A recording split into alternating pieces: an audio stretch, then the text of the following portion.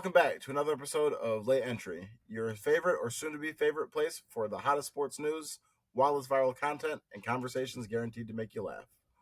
We got RBF Kyle with us tonight. How we doing, everybody? And Baby Jokic. Hey. As always, hosted by your boy Double Dose.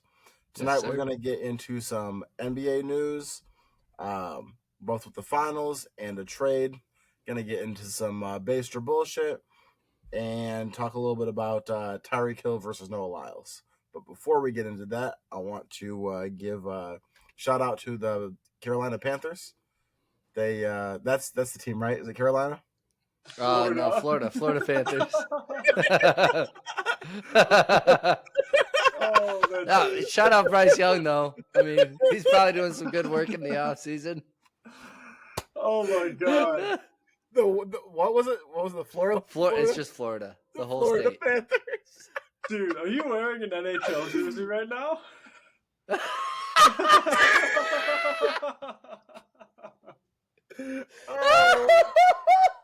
It is it's a EDM jersey. It's like a Blackhawks flip, but it's Oh, okay. All right. Yeah. All right. You get some slag. To quote the most quoted quote of all time as it regards to hockey, but all I know about hockey is the puck is black. Like, I'm congrats to the Panthers. They that's so perfect. But back to back titles, won both years in a row, and beat. All right. The fact that the host of the show, he knows sports. Hey, look, but he also happens to be a black man, and he did not know where the hockey team was from. Hey, if Stephen A can play solitaire during the NBA Finals, I can fuck up where the fucking Panthers are from. All right, so I give you all the stuff. That's fun. Oh my god! Here's what I do know about hockey, right? The Panthers won for the second year in a row. Both years they beat the Edmonton Oilers and defeated Connor McDavid, who, to my understanding, is like the greatest hockey player on earth. I've literally heard people call him like Connor McJesus. This dude is so good at hockey. I've heard the same thing, and I don't know much about hockey either. So, but household name at this point, and lost again. So this is kind of crazy. Not unprecedented, but I'm sure he'll break through eventually. But yeah, so go hockey. Yeah, NHL. Hey, shout out to the USA for keeping the cup in the States. We're not giving that back to Canada quite yet. Oh, yeah. Yeah, not giving it to the 51st state just yet. All right, so into some shit that I actually know about. Game 5. Pacers lost. And it was a big gap to begin with. Thunder running away from it. Then Carlisle put in the shock troops, and they actually cut that shit down. And then it got away again. So I'll give you my thoughts in a second. But Nolan, if you wanna share yours first. Go TJ McConnell. Haliburton disappeared. Siakam played okay, normal basketball. Impressed me in some areas. Nemhard needs to sit in the corner. Get his hands off the basketball. I think Indiana truthfully needs a miracle to try to win this series. Sticking with my original prediction, I think my second prediction, actually. OKC in 6. Kyle? Yeah, it's tough to see. I was just waiting for Haliburton to get settled in, and he has not done so. That's the only hope for Pacers fans. If he doesn't get going and getting back to Haliban, then we're cooked. I mean, it's not going well. He has been, and say what you will about Naismith or anybody else, he has been such a disappointment for the first 3 quarters of every game. Oh, yeah. He's just found a way to pat his stats up enough. He hasn't taken over any game that I've seen to where I can confidently say he's going to do it. I'm going to stand by my Pacers in 7, but I'm not happy What to do was it. that? I'm about to cry right now, man. I've been on this horse the whole time, and it is withering away. But at the same time, we're back at home. If they can get a win at home and Carlisle can coach them up, we'll see, man. I'm standing by it. Nolan, you want to put $10 and a hot sauce shot on it? We'll eat some blazing wings from B-Dubs. There you go. Hey, Haliburton did have a decent game in game. Was it 3?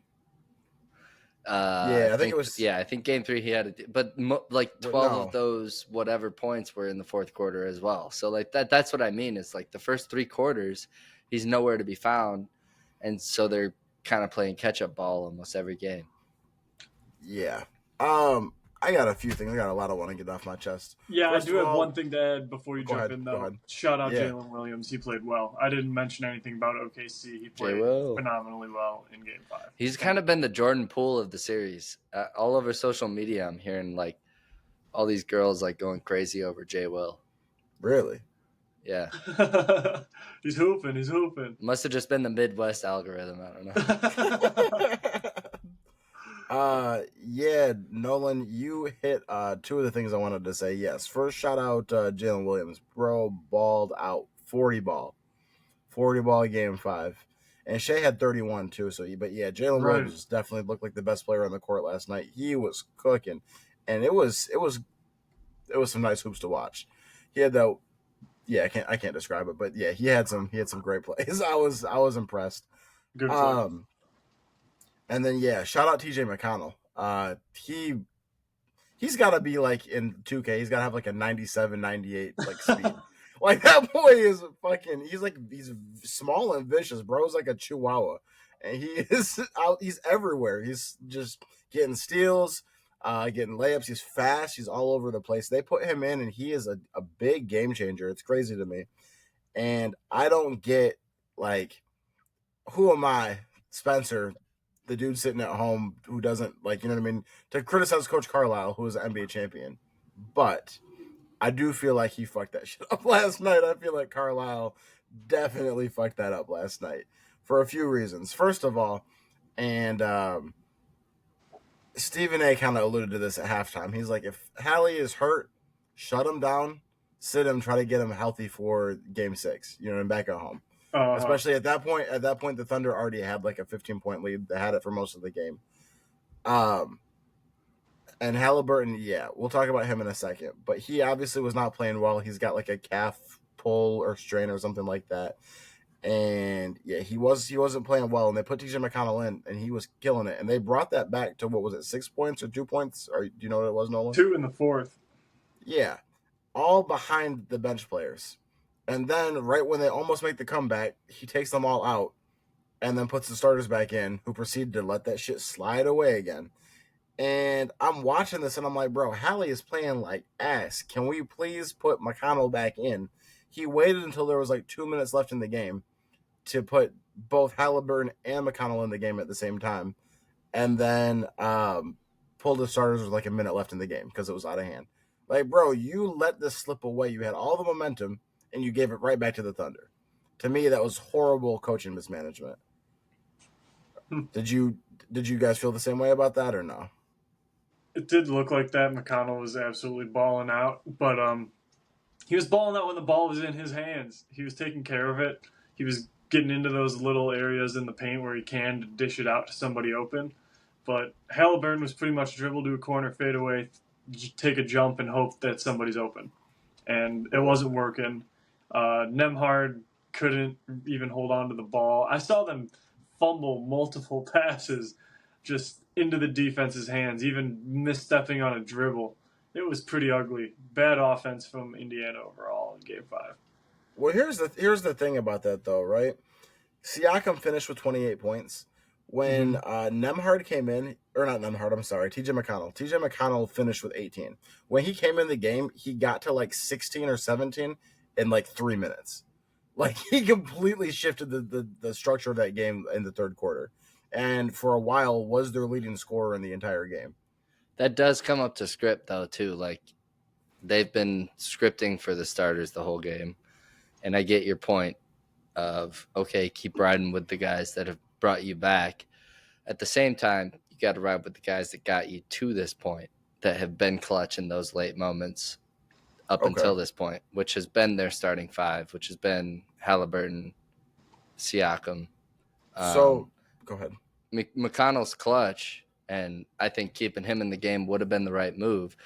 But I don't think bringing your starters in is the bad play. Once you've worked yourself back in the game and given your starters a rest, that inherently is the play, is to put them back in so they have fresh legs and they can take this game over now. They just didn't do it. I'm not necessarily saying that that's wrong. What I was thinking of the whole time was like, as I'm watching this, is like, all right, Carlisle needs to figure out a lineup that he can play that has Hallie and McConnell both in it. And I know they're both guards. So I was like, is there one? But he figured that shit out with 2 minutes left in the game, how to put it in. It was just way too fucking late. Like, you needed to try that earlier. You're losing and you're watching the lead just like you caught right up. And you're watching the lead grow again. Like, I would have gone back to that option way sooner.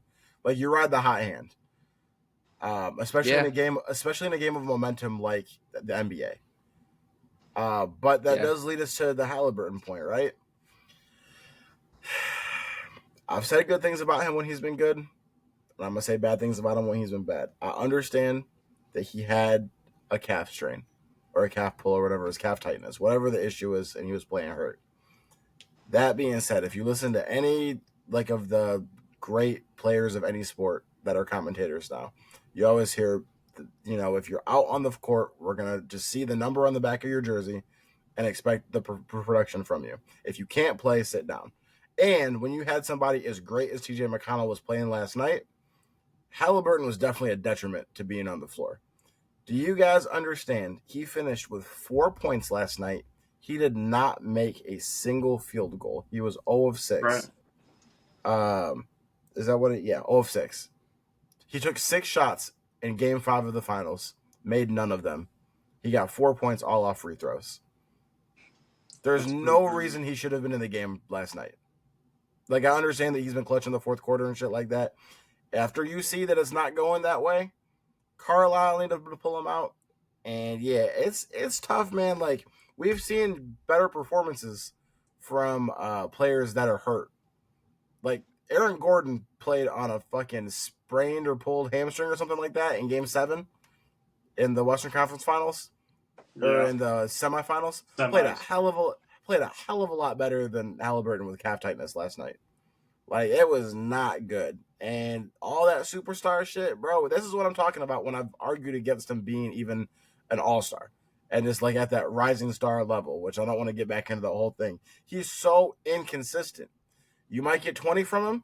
You might get fucking 6 points. Like, you know what I mean? You played a whole NBA game in the finals.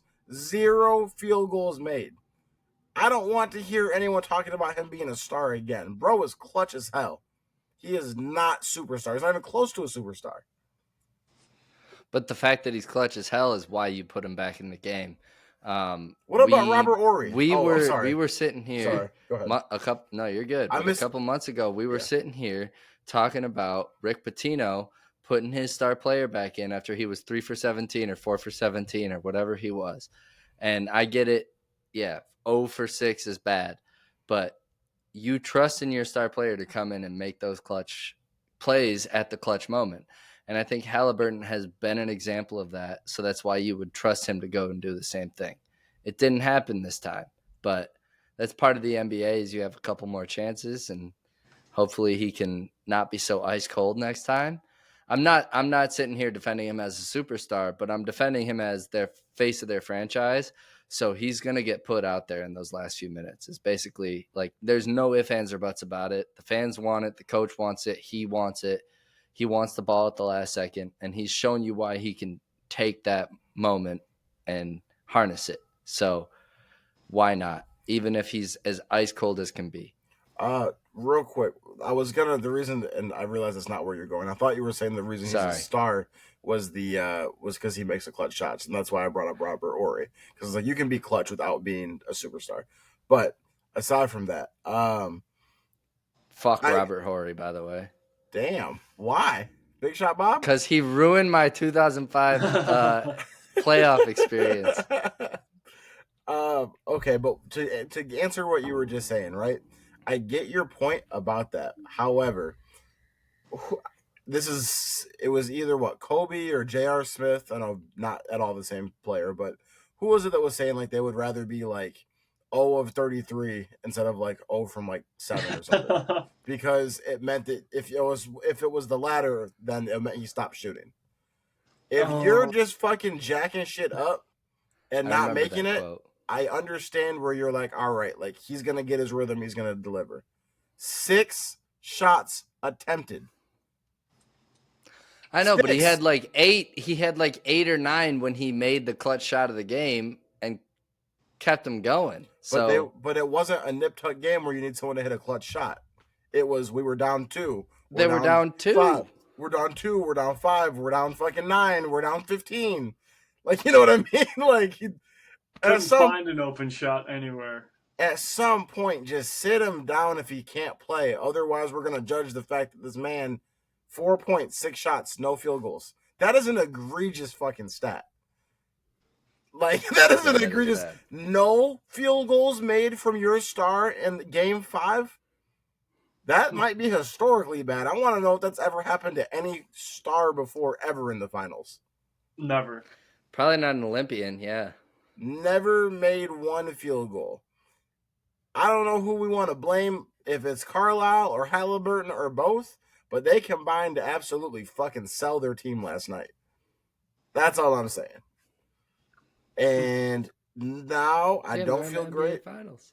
Yeah, and you know what I mean? I was with you, Kyle. I've been on record saying that I had Indy in 7. It's scary if Haliburton can't play or if he's playing that banged up. I absolutely, especially seeing how good McConnell was playing, would have rested Haliburton and said, all right, look, you're going to do it for us in game 6. Like, we need you. You know what I mean? This already is looking like a wash. TJ McConnell seems like he's cooking right now. Let's see if he can get us over the hump. Otherwise, I need you healthy for the next game. Because now he played all those minutes, has nothing to show for it, and now we're going to be playing a game in, tomorrow? 2 days? In 2 days? No. Yeah. Yeah. So, we're recording this right now on a Tuesday. So, yeah, the next game is on Thursday. But yeah, man, I hope he can get healthy for this. Like I said, I picked them in 7, but it's not looking good if he's hurt.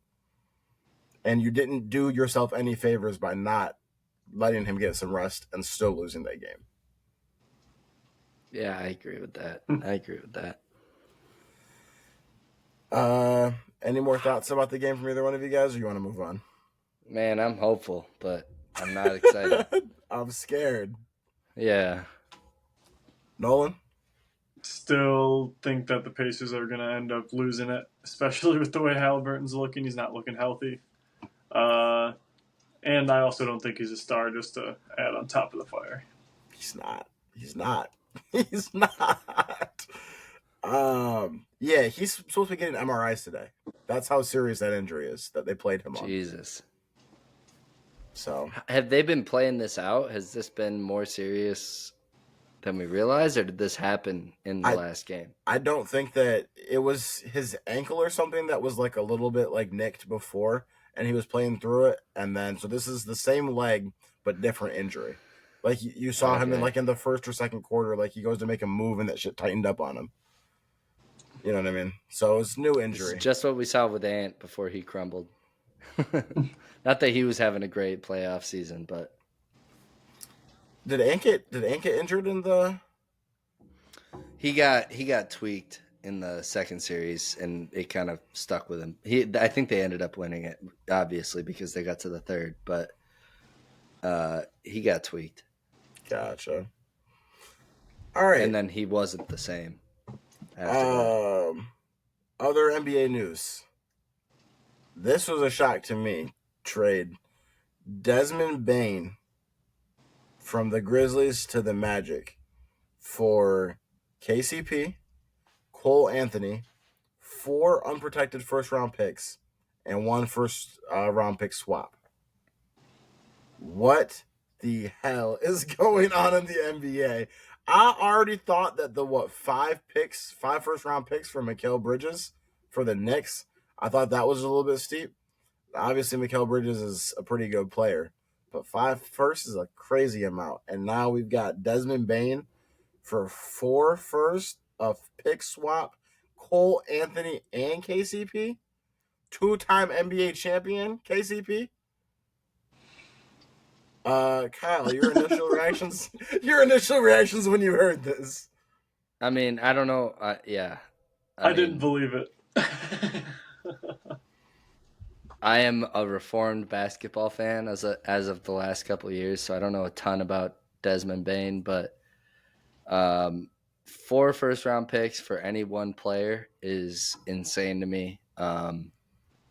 I didn't even know Mikal Bridges was traded for 5 first round picks till we started this podcast. So I am like that. Yeah, that kind of a trade is nuts to me, especially as I guess inherently an NFL fan where I don't care how good he is. Like if he hasn't been the top in his league, you're not giving him more than a second or a third, so, and I mean, there's more draft picks and more positions in the NFL, so I know it's different. But 4 first round picks, bro, like, and he's averaging 20 something a year. But god damn, that's nutty. I It's a just lot. yeah, that's too many players, too much draft capital to give up, in my opinion, for any one player.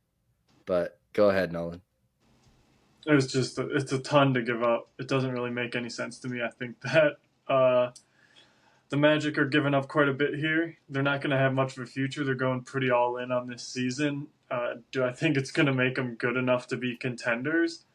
They could probably squeak into the top 6 in the Eastern Conference, but I don't think they're going to be up there 1 or 2 this season.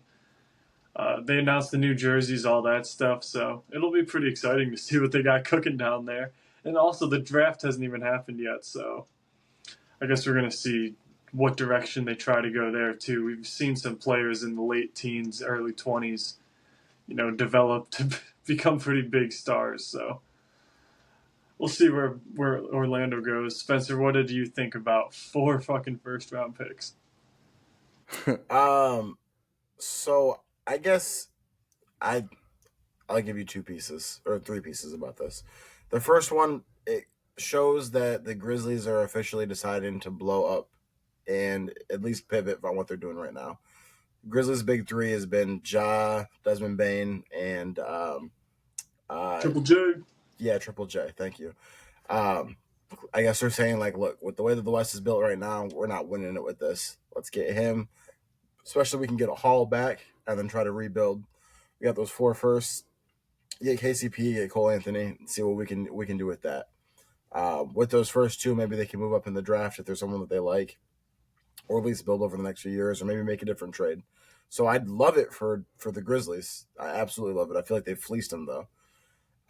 For the Magic, it seems insane. Like when you give up that many firsts, it feels to me like you've got to be saying basically like this is our guy. Like we're ready to win a chip now, and this trade right here, because you're mortgaging the future. 4 firsts.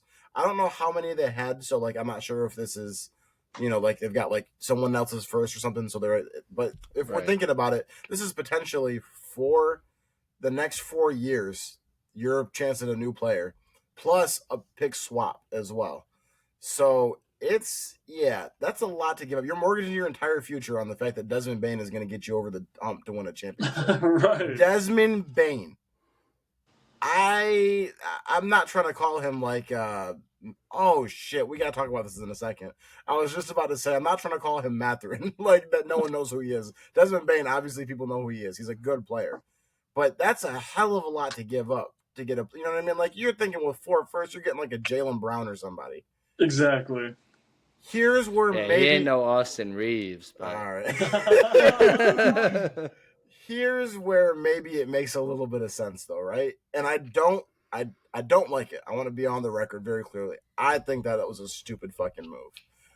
But here's maybe what they're thinking, right? The last 2 years they've made the playoffs. If I'm not mistaken, you can correct me if I'm wrong. I believe Jalen Suggs was hurt last year. He'll be back. Paolo Banchero is good. They've got a nice team there that's made the playoffs 2 years in a row and have lost. The East seems to potentially be getting weaker. And I say that because Giannis might be on the way out. Maybe. Dame is hurt. He's going to be missed most, if not the whole season next season with, I think, an ACL. The Cavs, they didn't live up to their hype this season. The Knicks didn't get it done.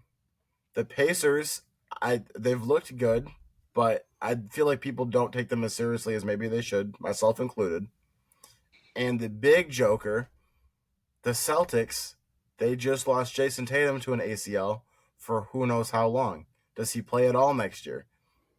So maybe they're viewing this as their best window right now. If we can make a nice little run next season, maybe we'll be the team that gets in and makes a Pacers-type run. Maybe we can edge out everybody else. We've got a team, like I said, the Bucks have injuries. They might lose Giannis. And the Celtics are out. All we got to beat is the Cavs, the Pacers, and the Knicks. And I guess potentially Don't forget the Pistons. That's true. The Pistons are dangerous, and I guess we'll see whatever the fucking coin flip of the 76ers is. But maybe they're viewing this as their best chance.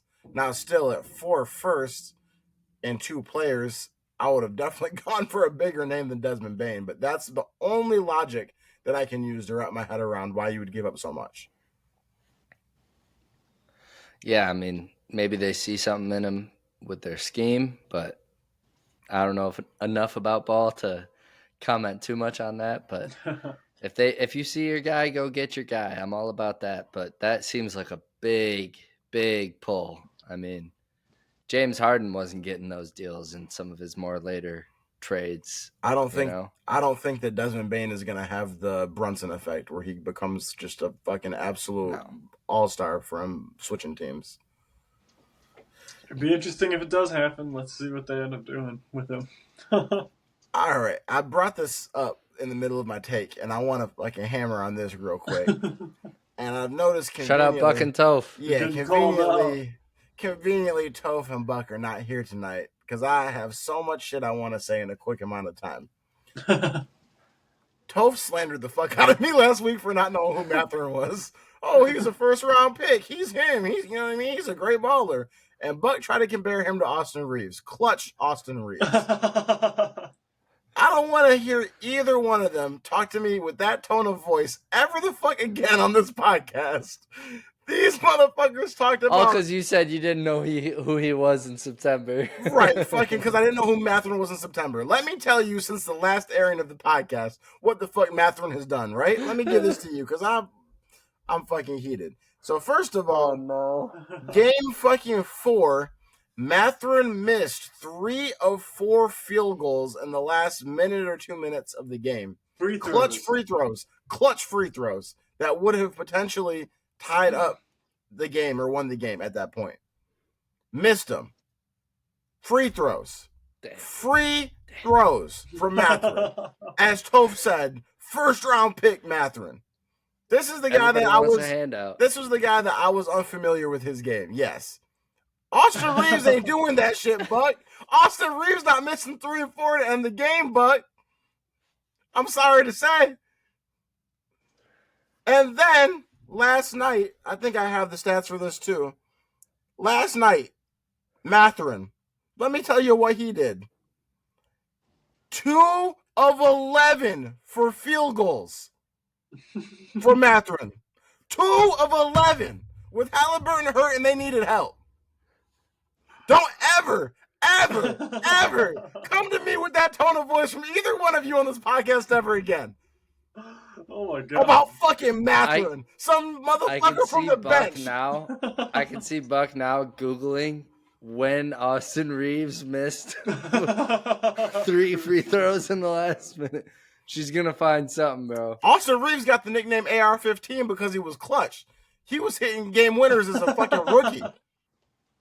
That's No, how he. you're right. That's how he You're got right. LeBron's trust. Hitting game winners is a. But there were some moments towards the end of their regular season where it was like, damn, Reeves just kept hucking it up there at the end, and Get back to me when he misses 3 or 4 from fucking field goal at the end of a fucking finals game. Free throws, yeah. Yeah, field goal or free throws. Yeah, that's all I want to fucking say, real quick.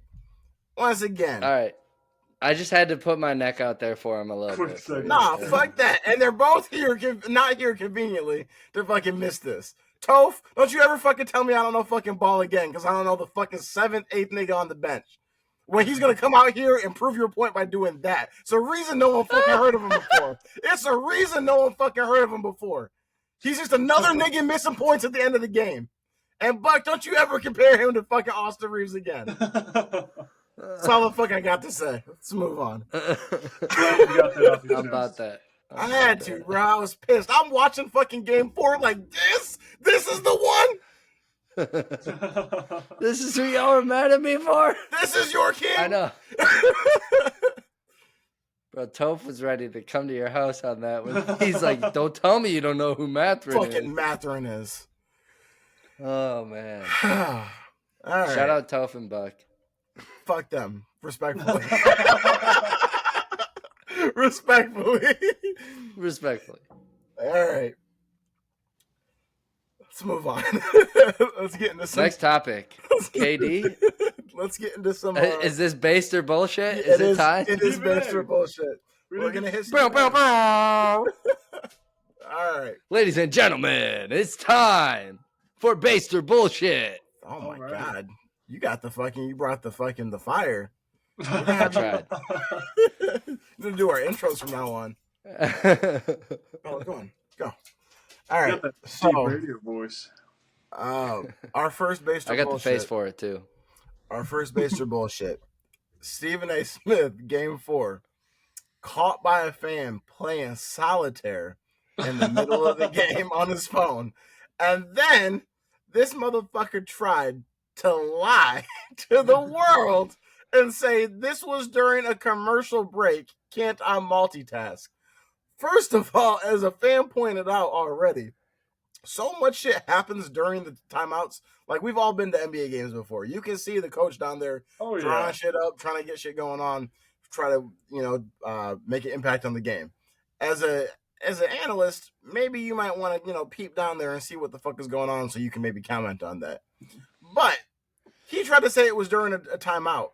Someone else posted a video afterwards of him sitting down there playing the motherfucker while they're running up and down the floor with the ball in their hand.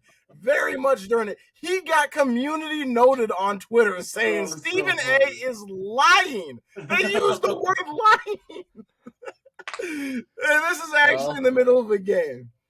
This, I would say, Stephen A., not based, he's a bullshitter. And the fact that you're doing this, I understand if a regular fan at home wants to sit at home and, be on their phone during the fucking game. I'm not going to pretend like I've never checked my phone in the middle of the game. But I'm not an NBA analyst there, being paid to be there at the game to cover the game and tell us what's happening with the game. And people are pointing out, maybe this is why you get so much shit fucking wrong, because you're not even paying attention. You're playing solitaire. The middle of fucking finals, bro. Nolan, based or bullshit? Bullshit. I think that he is a complete ass hat for this move. It's just exactly what he's been doing for the past 5 years. Spewing out crazy takes and not really paying attention to what's going on. It's right in front of him. He's going to get a recap later anyways. Maybe that's the way he tries to argue. Yeah, I'm going to watch film later. Yeah, okay, whatever. Watch the game while it's going on, please. You're there to provide analysis. And I agree with that. Before you go, Kyle, too, it's not even that he was just there as a fan. I was going to talk about this on First Take later. You're literally doing the pregame, halftime, and postgame show. Like, this is going to be something you're talking about now. Kyle? Yeah, I mean, being Stephen A., playing solitaire during this finals, definitely bullshit. Being a fan, playing solitaire during these finals, based as fuck. If you are sitting there playing a 2006 game I have so much respect. While you're watching Oh my god. SGA go crazy on Haliburton, hell yeah. All more power to you. But if you're Stephen A. and you're going to be the guy that we're tuning into on Tuesday morning, waiting to hear his reaction, or Monday morning, waiting to hear his reaction, like we don't need to see you on like hitting all the aces and all stacking all the cards up the right way, playing my mom's favorite freaking card game. I can deal without that. But honestly, Solitaire as itself, based as fuck. So if he's gonna sit there and play it, if it's ready in his mind for first take on Monday morning, all power to him. I say based as fuck because he's made his show work off of it. If he's been watching Solitaire for the last 15 years, and honestly, it just makes sense. That just makes more sense to the takes that he has every week. So, based as fuck. All right. On to the next one. Kyle, I know you're going to love this. Bullshit. I had to read this 3 times to make sure this wasn't Central. This is the actual NBA Central. Central. Ayo. Let me read the whole tweet before you respond. Kevin Durant reportedly had interest in joining the Celtics at the trade deadline, per Kevin O'Connor NBA. Durant has already been denied by his top choices. There were rumblings at the trade deadline KD wanted to land with the Celtics or Knicks. New York's interest reportedly isn't mutual anymore. Boston's cap sheet and trajectory make that scenario highly unlikely. Does this man have no shame? Everyone's biggest knock on you your entire career is the fact that Kevin Durant, could not win in OKC, could not win after Golden State. The only time you won was joining an NBA championship team with Steph to go and win a ring when they arguably did not need you. And now you're willing to go try to seek the next ring by joining the defending champion Boston Celtics. Are you fucking kidding me? It's bullshit of a move. It's based in Kevin Durant's personality, I'll tell you that. Kyle, I know you want to say something. Oh, you want me to go first? All right. We'll let no one judge. I would say, given what they would have had to trade for Kevin Durant, I don't know that the team would have been as well off, which is probably why they didn't do it. But because they wouldn't have been that superstar team anymore without Kevin Durant. So I kind of agree with you on this. Honestly, I think it was probably a bullshit ask for him to want to go to the team that won the championship. I really agree with that. That being said, I think the team saw we're going to have to give up Jaylen Brown and this and that. And personally, I think Kevin Durant would be an upgrade from Jaylen Brown. I don't think necessarily in their scheme. So that's probably why it didn't happen, or part of why it didn't happen. But I kind of think that's a bullshit claim. Him to the Knicks, though, sounds pretty fun. Like, that would be a lot less of a you're gunning for the championship, sure, but you're going with a team that hasn't gotten there. So if that rumor was true, I love that. Like, I would love to see him with Cat and Brunson. Like, that would be an awesome big three. So, that I do think it's bullshit that he wanted to go to the Celtics, and I kind of think it's true too. Like, I do believe that he asked for that shit, and that pisses me off because that really hurts my GOAT talk. But I also think that they might have I think Nolan said this off air. Tatum might not have got hurt if KD would have been on the Celtics. So who knows what we're seeing in the finals if that actually happened. But it also would not help my case if KD can do it by himself or with minimal help. Not that, I don't know, Brunson and Cat wouldn't be minimal help, but it would at least be like, we're the big three, and then there's a big drop off from there. It wouldn't be like I have the biggest team built around me that has also won championships and been established. That's probably the most objective thing you've said on this show so far. I'm really proud of About you. KD, sure. I'm really proud of you. Nolan? I love the man. But that once I heard that, I had to write down my thoughts so I didn't get too caught up in the emotion of it. Notes for KD, I love it. We're learning over here. I ride or die, baby. But he'll probably hoe me just like he did Speed if I ever meet him. KD is extremely based for this. I think that he is a career chaser. He is somebody that doesn't care about what anybody thinks about him. He will fire off on you at Twitter. He doesn't care if he's going anywhere to win a championship. He's trying to put himself in a position to play basketball with the best and win. He's not there right now. That's why he's asking for out. And I think it's based. Good for KD. He's backing up what he's always done. So let me just make sure I'm clarifying this, Nolan. You don't respect the move. You just think it fits Kevin Durant's personality. I think that it is good for Kevin Durant. I think that it is right up his alley. I think it's based. Okay. All right. Last topic of the night before... Hold on. Yeah. This is the most confirmation bias I've received out of being a KD fan. Give me a second. Moment of silence. All right, I'm good. All right. Last topic of the night before we get to funny posts. Noah Lyles has canceled his proposed race with Tyreek Hill in New York Times Square due to, quote, personal reasons.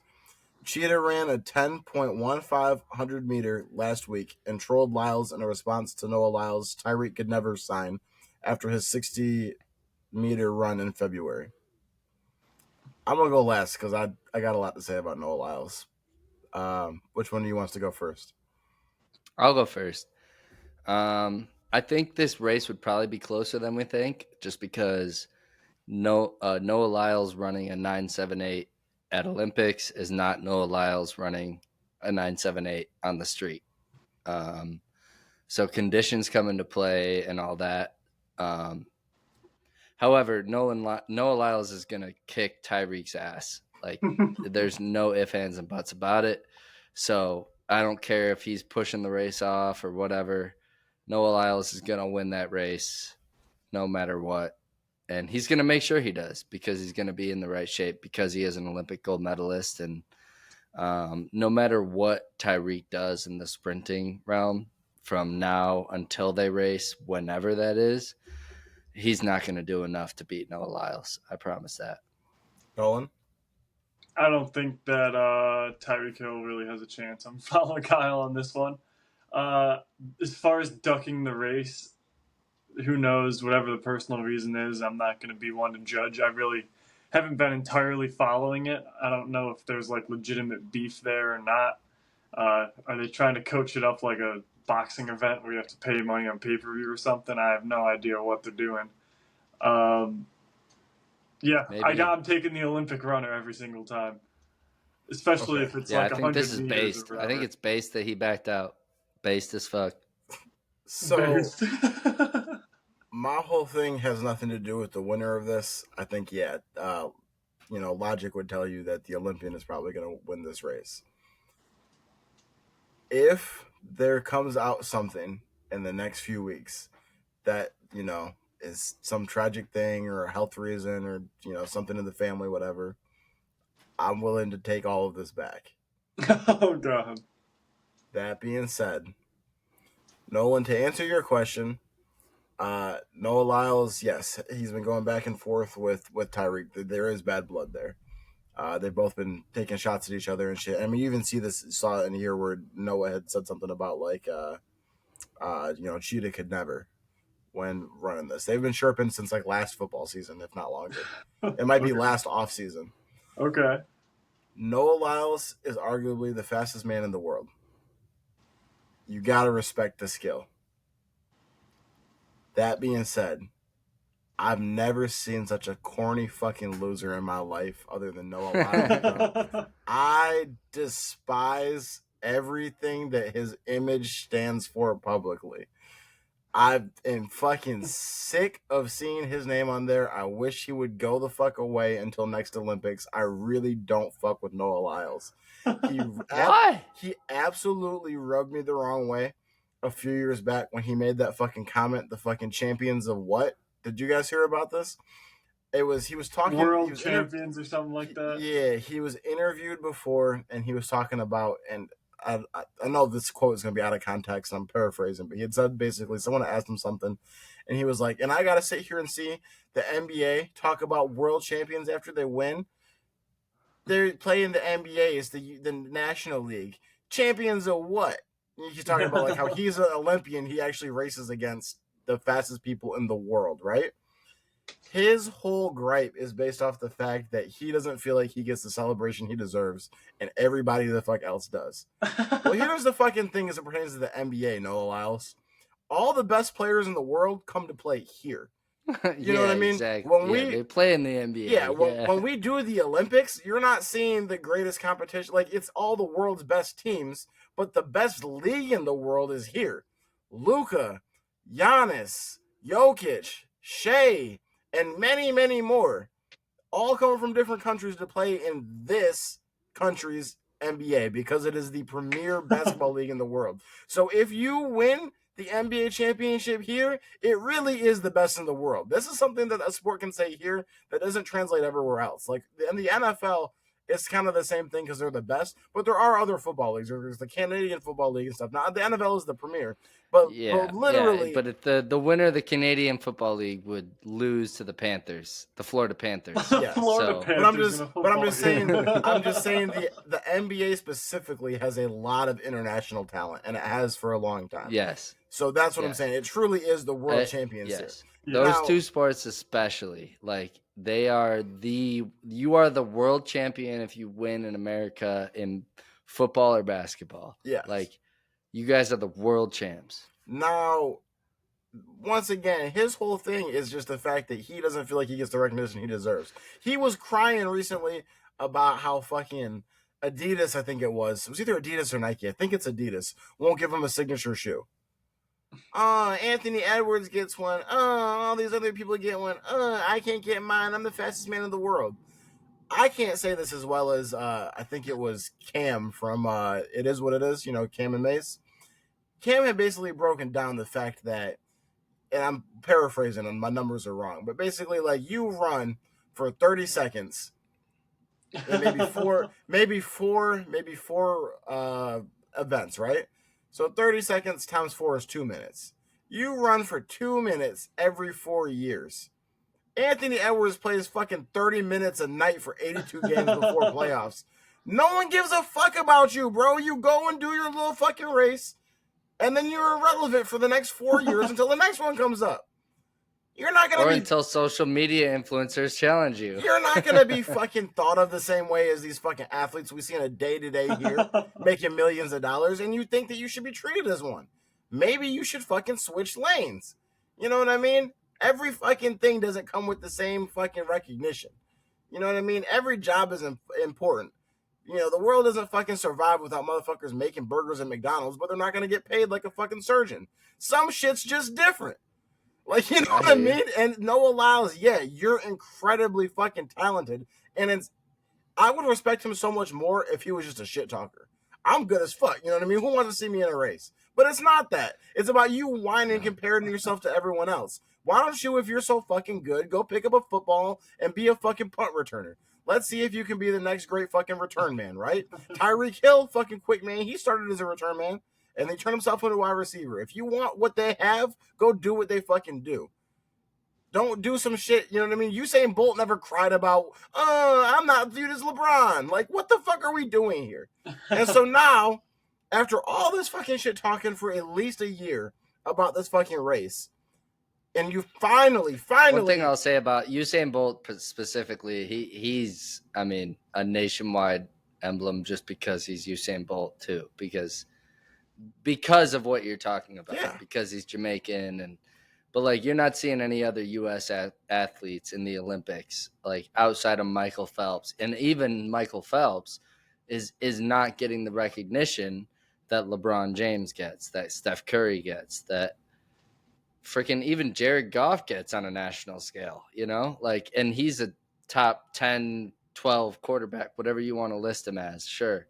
I'll put him top 7, but we can argue that a different day. There's just like, there's so much more conversation around those sports in the USA, and partially because we're the best at those sports.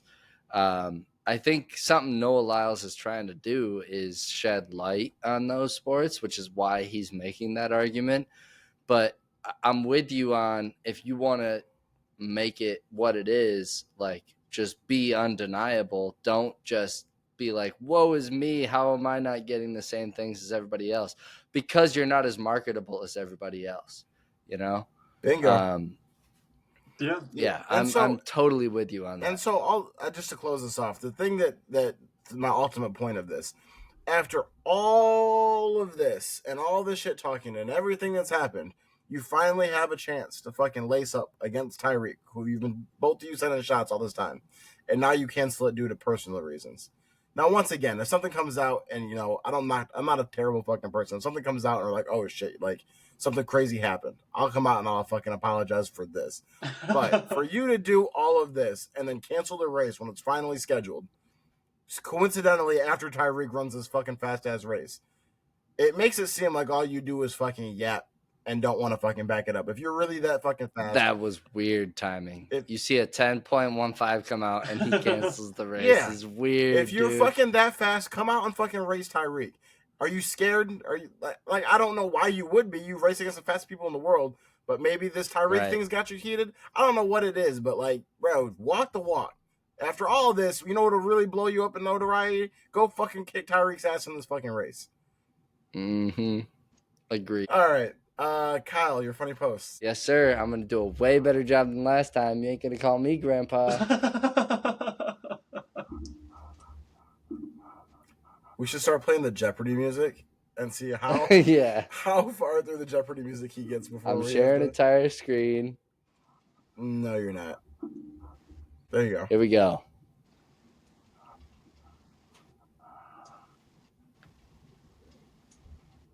I'm a server, and I think we're going to make 100 burritos today. I'm the operations manager. I think we're going to do 500 burritos today. I'm the floor manager. I think we're going to make 1,000 burritos today. I'm the chef. I think they should shut the fuck.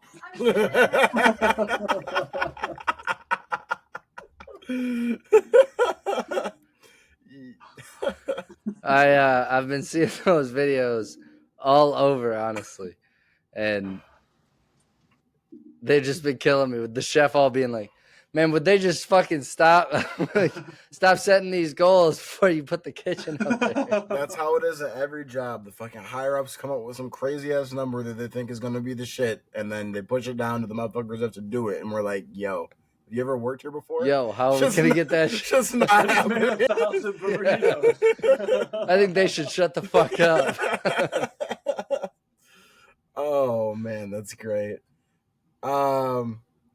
All right, so my funny post, the situation itself is not funny. I want to make that clear, but this did make me laugh. So, at Tim Runs His Mouth posted a screenshot. The first one was BNO News. It says, breaking, explosions heard in Tehran. And then Ethel Braithwaite said, nothing heard here in Gainesville, Virginia. We'll keep you informed, thanks. Jesus Christ. And then I am Sky Trash said she's monitoring the situation.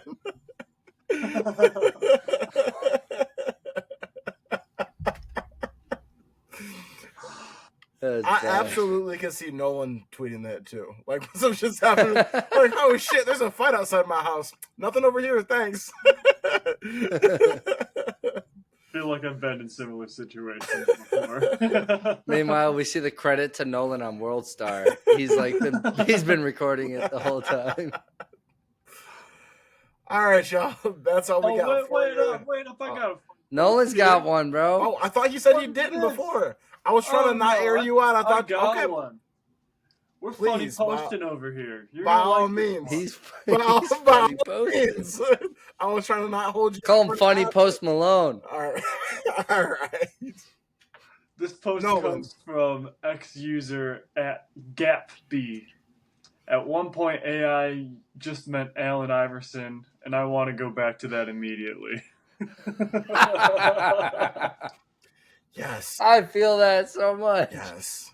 I remember a few. Ain't gonna lie to you, make it sound fly to you. I miss that shit. I remember a few years ago when it was like you saw AI and you're like, wait, what does Allen Iverson have to do with this? And Right. now- What did Allen I don't have Iverson that do thought to anymore. it, man?